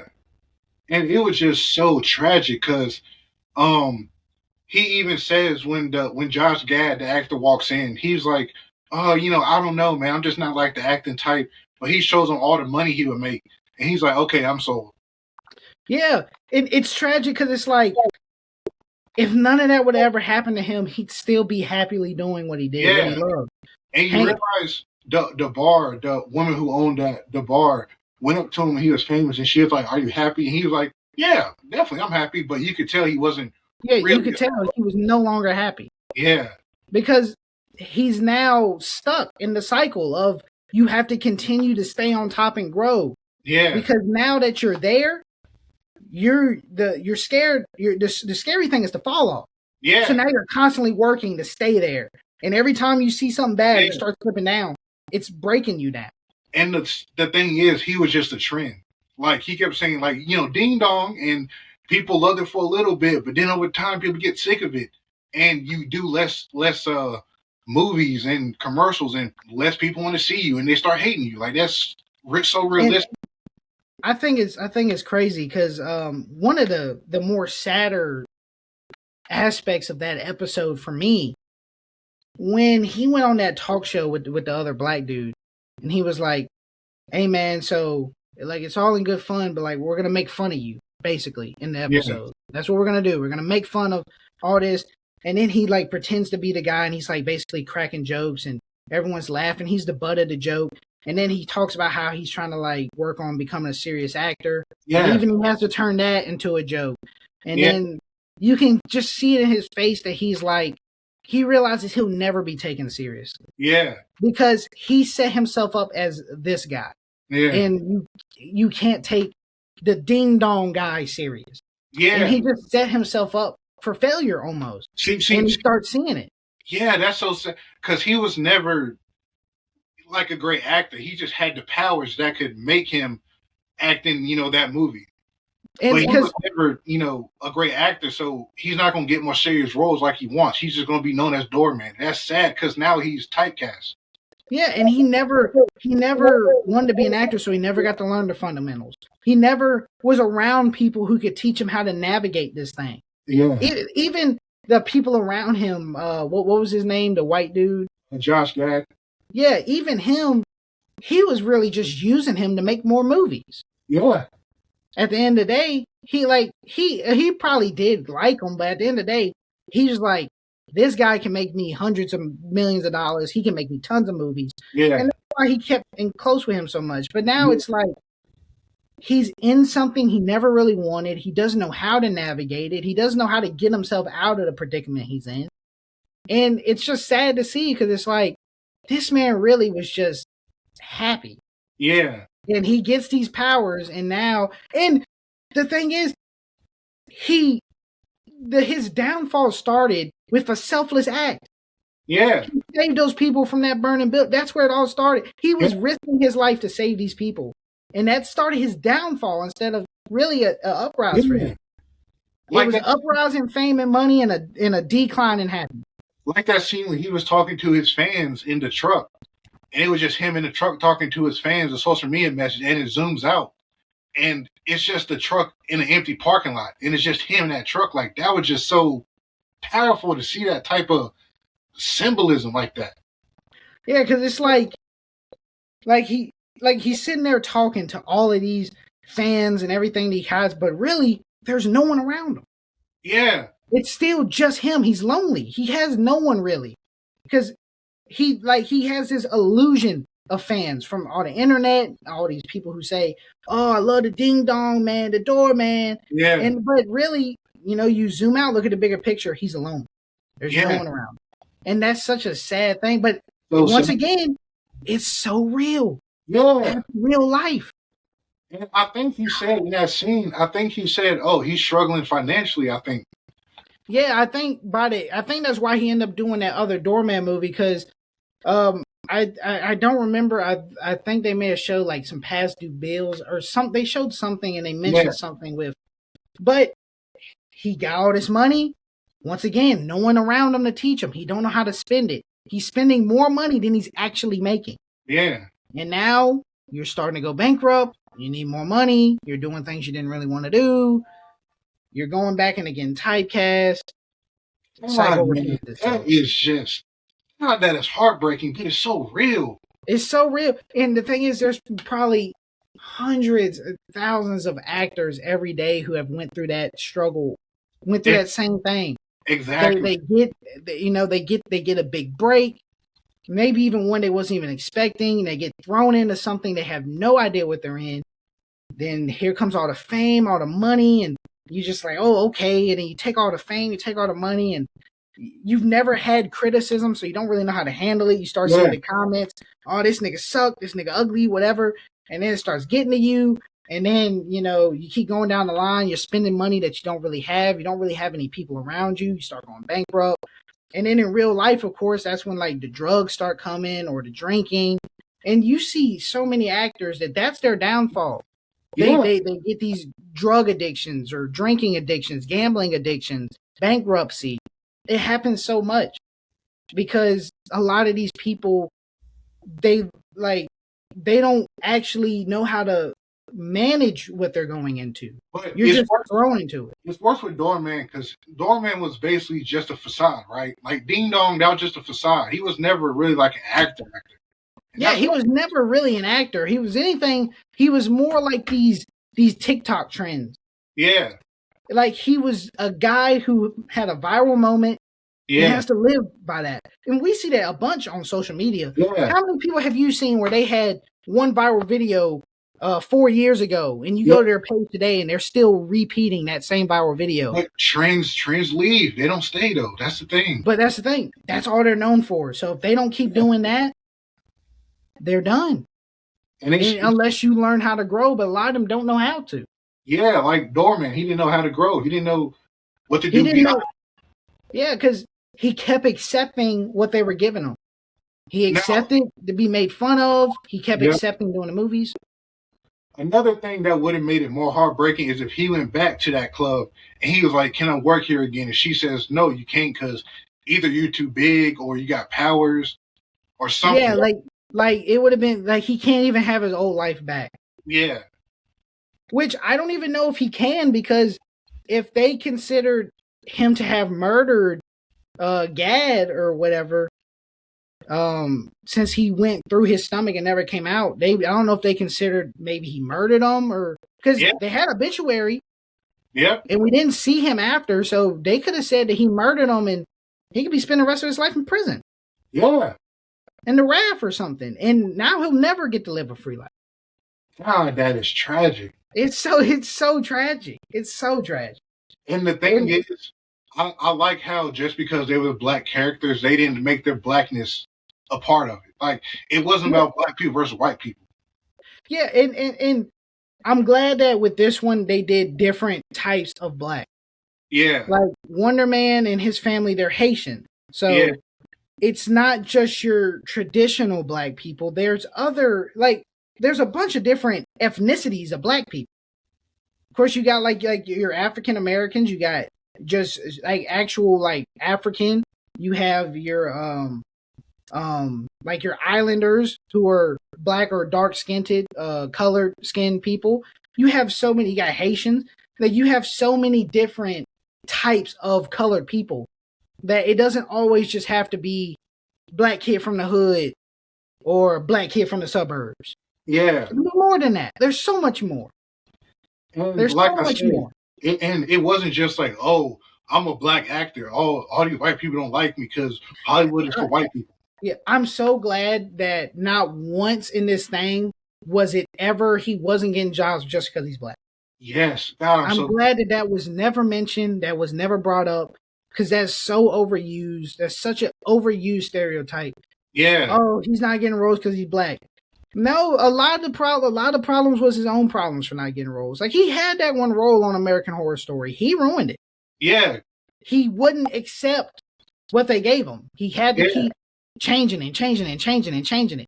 Like he was trying to go over top of the writers at that point. And the that was thing is, I like how they kind of made it to where he's such a big movie fan. Like he just knows everything about movies, and so he thinks in his mind, okay, I have to do the subtlety of a real movie and a real script to get it right, to make it the best it yeah, can be. But not knowing that he's kind of being a diva because of that. yeah. He's really being a diva, but he just thinks that he's improving the script. Yeah, But like in his head, that's how character is made. But he just, he loves the art of movies and acting, but he doesn't understand the art of acting. yeah, And that's why I liked it in that one scene when he paired the two people up. The director for Wonderman, he paired the two people up, and he said, "I want you to go anywhere in the house, and I want you to make a scene." And yeah, he did this big scene, and and then the director was like, "That was from this movie. That's yeah, not what I." He was like, "I expected more from you," yeah, and he thought that he could just get away by like, "Oh, I'm just gonna reenact one of my favorite scenes." They wanted something real. And in yeah, his mind, the only real, like, even in his own mind, he thinks he's nothing more than an actor who has to hide his superpower. It yeah, took forever telling him, you're so much more than just that. yeah, Like, scenes like that added so much layer to this show. yeah. So It was much. just amazing how they did it, and just so nuanced, and so how they showed Simon's anxieties and how the way they how they executed it. It was so nuanced how they did it with him being a mutant and an actor. Because, like I said, both of them roles are lonely. Because being a mutant, you're born with the mutation. And in the X-Men in the comics, they're outcasts. In an actor, they say actor is lonely life. So it's both. He's lonely from those two reasons. Okay, so let's see. I'm trying to see who was the writer on Wonder Man. Oh, you know who else directed some of those episodes? Daniel Destin Cretton. He's going to direct Brand New Day. Oh, Daniel Destin Cretton did some of them? Yeah, he directed some of them, I think. And he Let's produced. see here.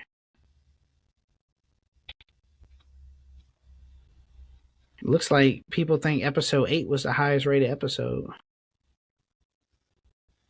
Okay, so it was written by Andrew Guest, Destin Daniel Cretton, and Raja something. I can't pronounce that last name. I'm sorry. But it seems like a lot of the writing... Yeah, a lot of writing seemed to come from Destin Daniel Cretton and Andrew Guest. So I'm gonna see. Let me see what he has written on before.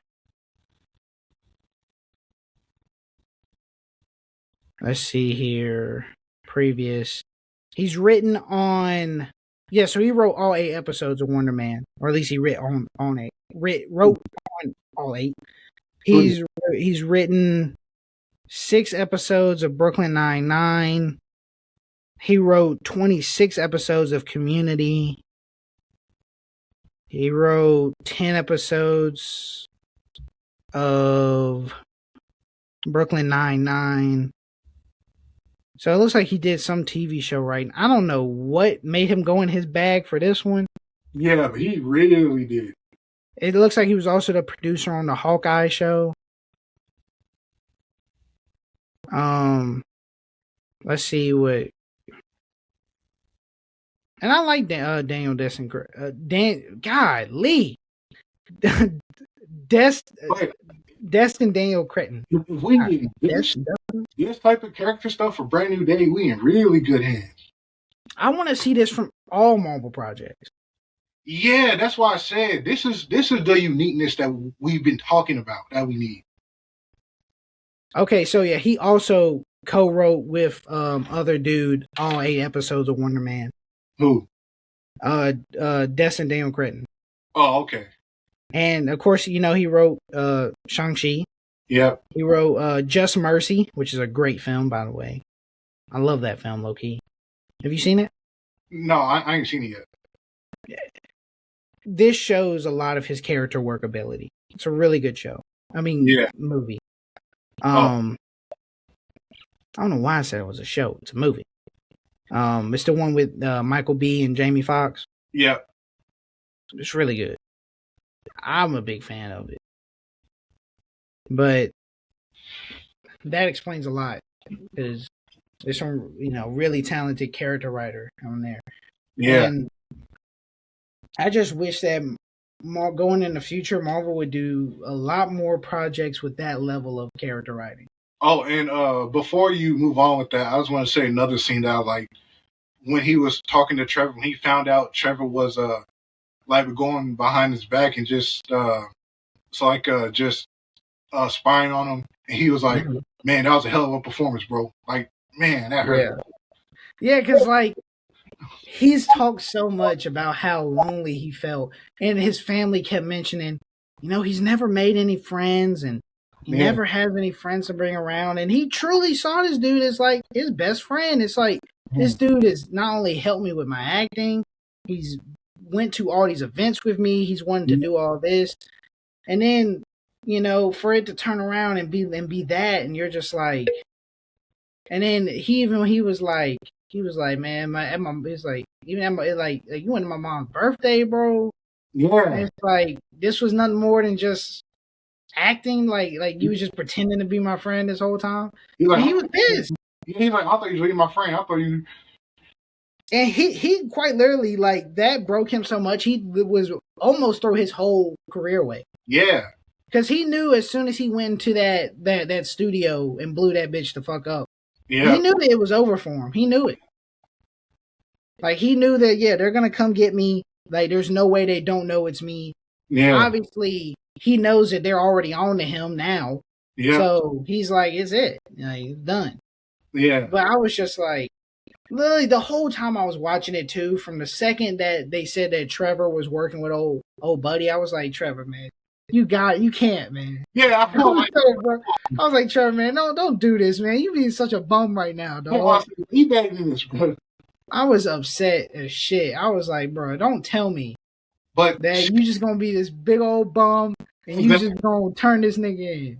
Come on, bro. Come on. No, that's what I'm saying. I'm like, and as it kept going, I'm like, if he doesn't if he doesn't find a way to get him out of this, bro, I was like, Trevor, man, all this stuff you done been through with old buddy, and you still gonna find a way to turn him in. I'll be like, man, I'd rot in prison for the rest of my life before I turn that nigga in, man. For real.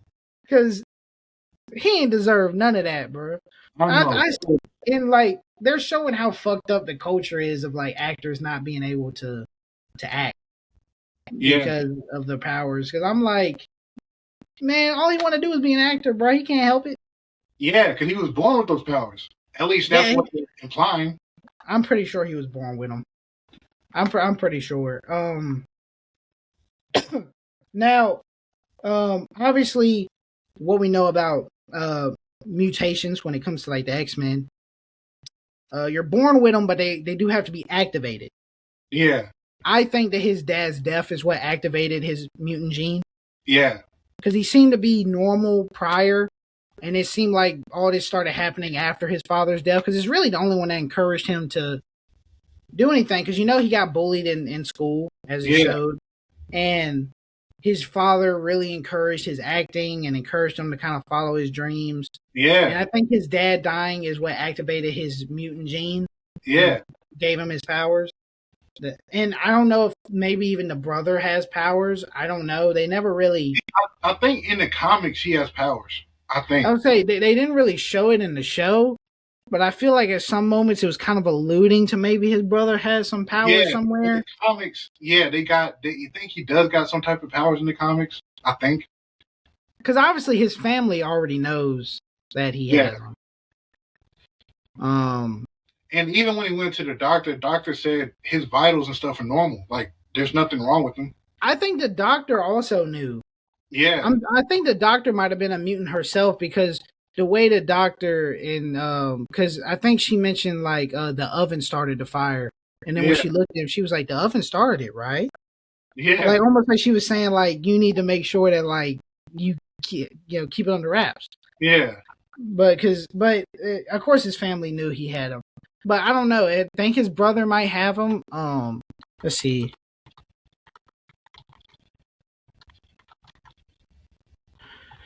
Let's see. Does Wonderman brothers have powers?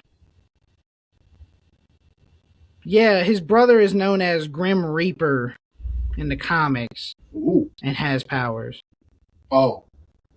Oh, yo, his brother look like a badass. Eric Williams. Yeah. Yeah. Oh my god, yo, this nigga look like a badass. Oh my god. Yeah, I didn't even go ahead and green like that season 2, so I can see that. Yeah, he got like this like handheld like what's the thing called? Fuck, this shit that niggas like do crops with. You always see like the Grim Reaper holding it. It's like a long stick and has a sword. That's like Oh yeah. What's that called? I don't know why I can't think of it. Yeah, me either. I can't think of it either. But I know. Yeah, he has like a handheld version of that, and he has like this mask that has like these kind of like almost Loki, Galactus type things coming off, and he has like a skull on his chest with like a tattered cape. This nigga look badass, man. Apparently they're like villains against you. Oh, okay, it's not handheld. The nigga looks like his arm is cut off, and that's his hand now. Oh. So that little weapon is like part of his hand.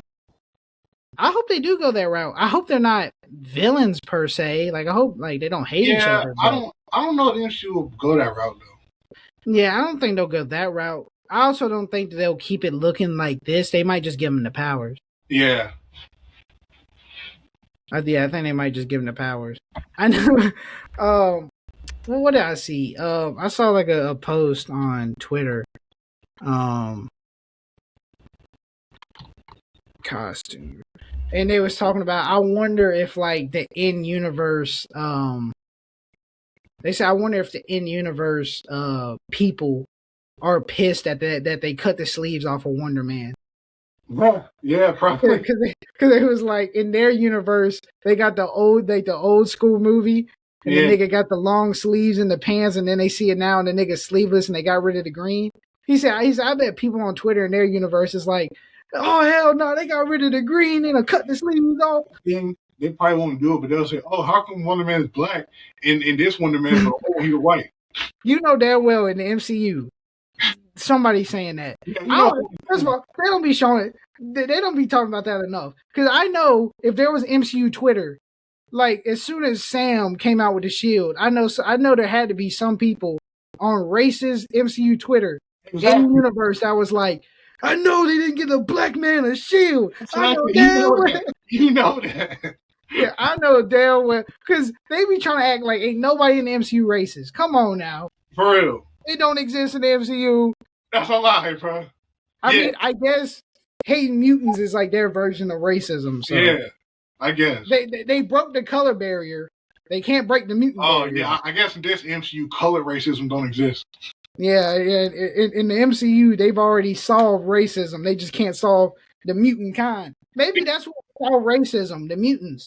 Now it's humans against them, so the race don't matter no more. Okay. Maybe that's what it is. Because if Captain America didn't come out racist, they just can't exist. Because if anyone in the MCU should have been racist, comic accuracy be damned. Yeah. Comic accurate Steve would turn over his damn grave. Giving a black man a shield. As soon as he woke up, and this bald-headed, eye patch wearing black dude walk up to him, and be like, get this jiggle away from me. So nigga would have lost it, bro. All they did to Isaiah trying to erase his history. Come on, man. All I'm saying, in that one elevator scene, Cat was staring at black nigga down. Oh, yeah. That nigga was sweating Steve up there. He was like, he was disgusted. Steve was looking at that black nigga like he was stinking. Oh. Why you sweating so much? You okay? Why you sweating so much? Yeah, why you sweating so much? You okay? Like, bro. But I swear, he be hitting black people extra hard, bro. Exactly. If they black, he give him a little extra oomph on that punch. Yeah, I know. All right. That's everything. That's the full playlist.